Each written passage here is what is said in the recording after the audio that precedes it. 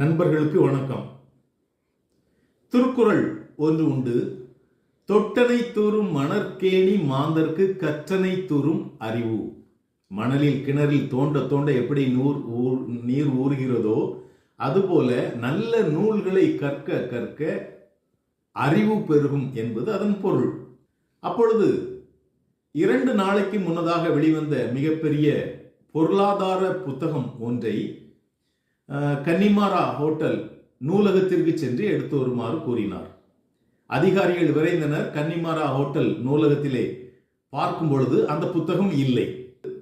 அந்த புத்தகத்தை CN அண்ணாதுரை எடுத்திருந்ததாக குறிப்பிடப்பட்டிருந்தது. அண்ணாதுரையை பற்றி நம்ம எல்லோருக்கும் தெரியும். அவர் முன்னாள் தமிழக முதலமைச்சர். புத்தகத்தின் மீது அத்தனை ஆர்வம். அதுபோல அண்ணா புற்றுநோயால் பாதிக்கப்பட்டு மருத்துவமனையிலே அனுமதிக்கப்பட்ட பொழுது மருத்துவர் நாளை ஆபரேஷன் செய்து விடலாம் என்று சொல்லும் பொழுது அண்ணா நாளை மறுநாள் அதை செய்யுங்கள், ஏனென்றால் நான் ஒரு புத்தகத்தை படித்துக் கொண்டிருக்கின்றேன், நாளை அந்த புத்தகத்தை படித்து முடித்து விடுவேன்.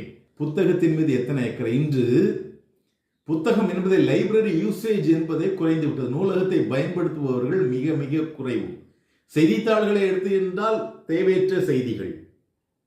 சார் CV ராமன் பிறந்த நாள், அறிவியல் தினம், பிப்ரவரி மாதத்தில் தேசிய அறிவியல் தினம், இவற்றில் நான் CV ராமனை பற்றி கட்டுரைகள் பல செய்தித்தாள்கள் எழுதுண்டு. இதெல்லாம் வராது.